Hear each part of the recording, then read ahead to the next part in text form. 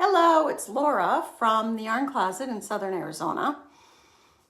Yep, this is what weekends look like.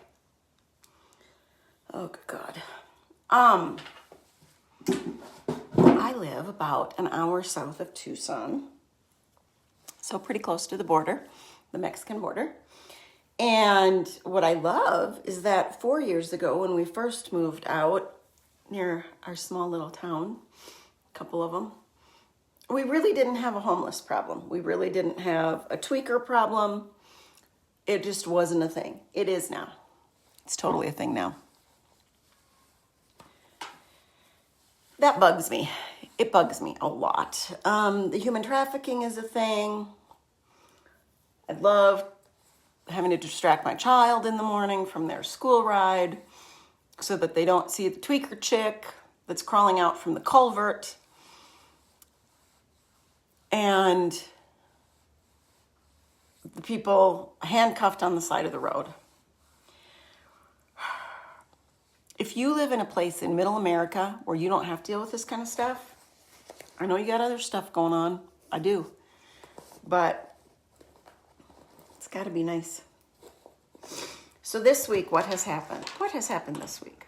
Well, I finished this red heart pattern for a hat in Granny Square Crochet. And then I went to knit the ribbing. I'm teaching a couple of kids at school, 3 of them actually, who they're not showing up real consistently. One of them is how to crochet. But their thing was, well, you just pick up stitch for stitch and you just do it. So I did it to show you that that's not actually how you do it. Remember that when you pick up to do ribbing on anything, it's not a stitch for stitch pickup. Even when you're doing like the placard on a cardigan, it's not usually stitch for stitch. That seems logical, but that's not what it is. So I wanted to show you this. And what I'm going to do is actually go every other stitch. I've recalculated it, and I believe in this pattern to get the right tightness for the head, I'm going to go every other stitch. So I'm going to do that, hopefully this week, hopefully, and then I will come back and I will show you, because I thought that was interesting content for our little corner of the world. And it's knitting related, and this is a knitting and crochet podcast. So I'm just going to simply rewind and have a moment of wind and do this. Okay.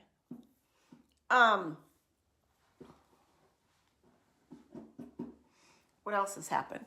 I washed the blanket that I finished a while ago for my friend, and I'm thinking about giving that to them now so they can use it, and still making like a couple more blankets for them for more Christmas time. I haven't decided. I'm going to think about it over the next few days.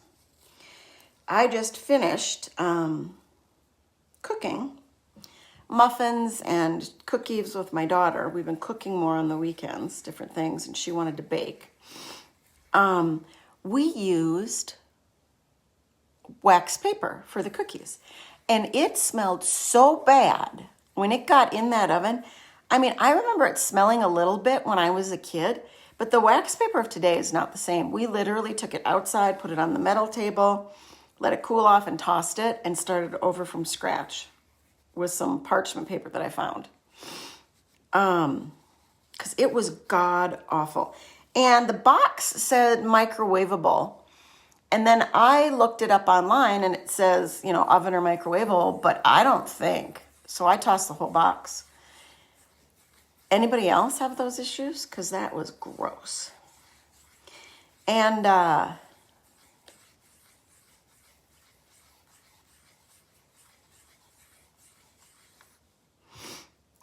what else have I done? Oh, I finished these. So now they were like 4 rows off from each other, but because I pulled this Tarhi color striping, I wet them down and I threw them in the dryer for like 5 minutes, but then 5 minutes turned into 15. And so it's a little bit smaller than the other one because they felted just a smidgen. Although this was all supposed to be superwash wool. Don't ever trust it, people. Don't ever trust it. So at some point I will wet this down and toss it in for a few minutes and try to equalize. But she's worn them once, and that kind of stretched it out and got it back to the friend zone. This one's a little softer and fluffier than this one, probably a little bit warmer to wear. But that was very good from doing them one at a time. So now I'm taking the same yarn and I'm doing a hat. This is an 80 stitch. This is a 3.25. And when I go up to I'm going to use this and do some stripes in the hat to kind of match the mittens. I will go from a 3.25 to a 4 or a 4.5. Based on what I've seen it do now that I wet it and tossed it in the dryer for a few minutes, that'll also play into that. I might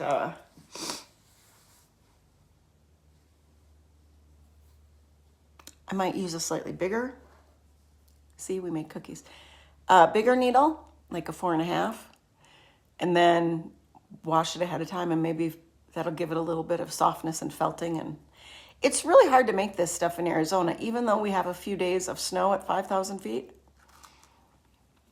Nobody really wears this stuff. Nobody really uses the stuff that I make. I donate a fair amount of stuff, so if you're in different thrift stores in Tucson, you see some handmade sweaters. I'm just doing that so that somebody else can enjoy the yarn. And we have 2 days of school this week, and we are doing, in the library, we're doing projects, so I'm going to be there Monday and Tuesday. My dad's not happy about it, but you know what? So be it. And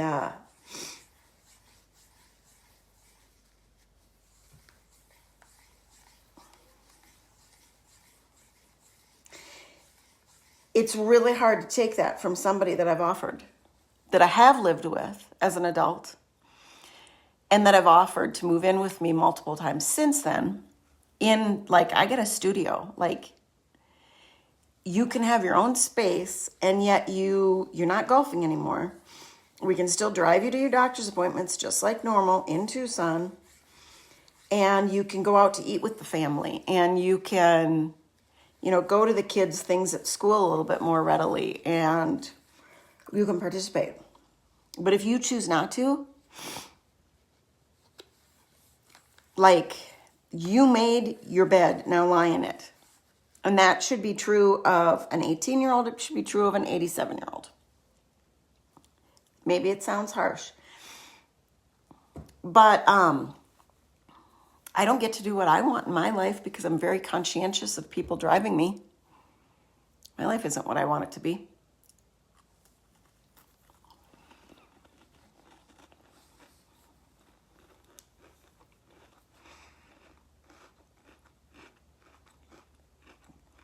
Don't complain to me about the fact that I have to buy 3 or 4 pairs of pants before I find one that fits and that I can't return them.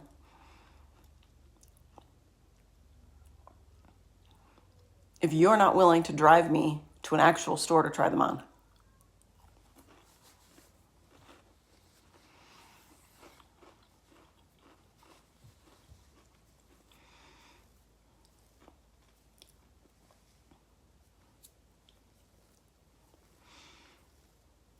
You know what else I came to realize? I don't actually like the holidays. I don't like them.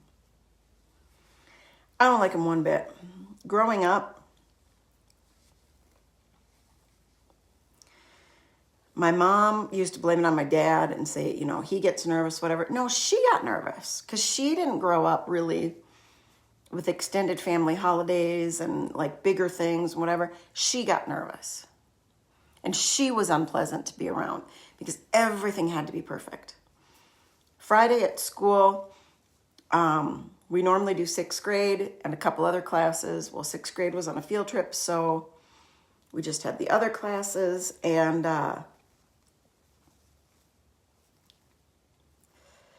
so the main librarian is like, we're going to decorate the end caps. We're going to make these things and do this crafting deal. And I'm like, no way, that sounds awful.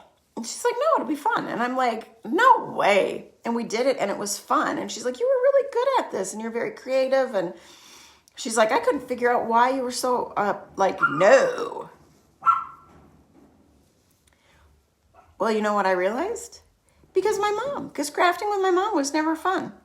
Cooking with my mom was never fun. It had to be perfect. Your outfits had to be perfect. I mean, everything. There was no ease. We're not leaving fast enough to get to church. And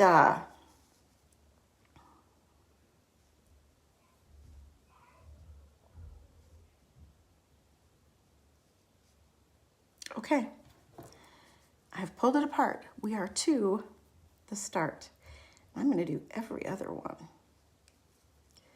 And then it should actually match this count. And I'm going to use this needle.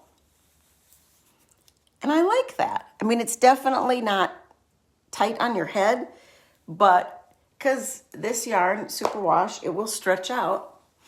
And so that'll be workable, usable, whatevs.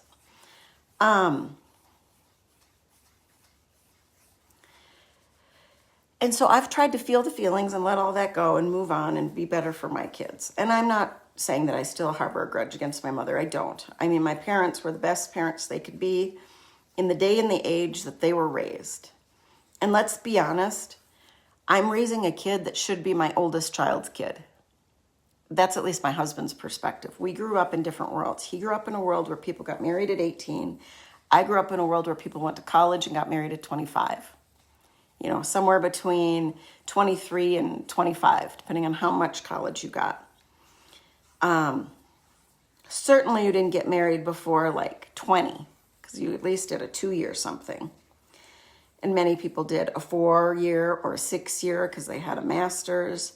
I mean, that's what I grew up with. He grew up in this Mormon community. And people were getting married at 18 and having babies, and they were done by 25, 26, because they just popped them all out, and,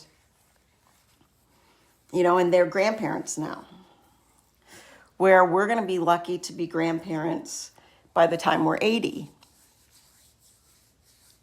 I hope I do get to be a grandparent, as long as it's the right thing for my kids.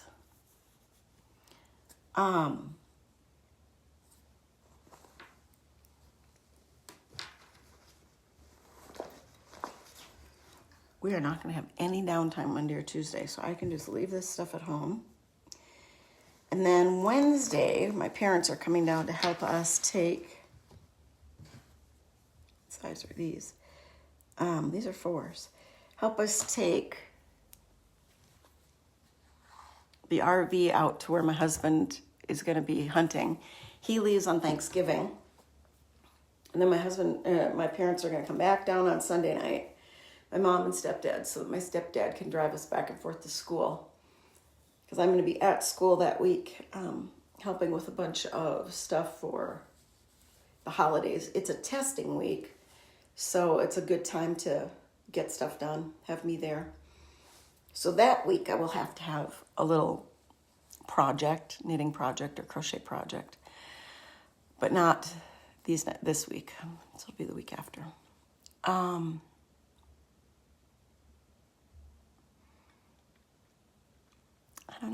don't know what else. What's going on with you? Are you starting to feel overwhelmed?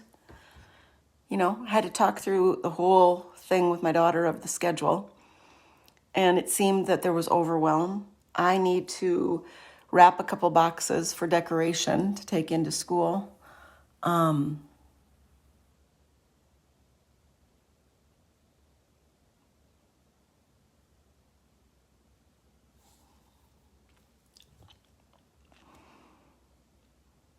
it is starting to feel overwhelming. And then our 30-year-old wanted to participate, but he doesn't have a car. So there was no real way for him to participate because I'm not a driver. And that was rough considering his grandma just died. But it also odd because he wanted to participate, but not his fiance. I find that very odd that they don't do things together.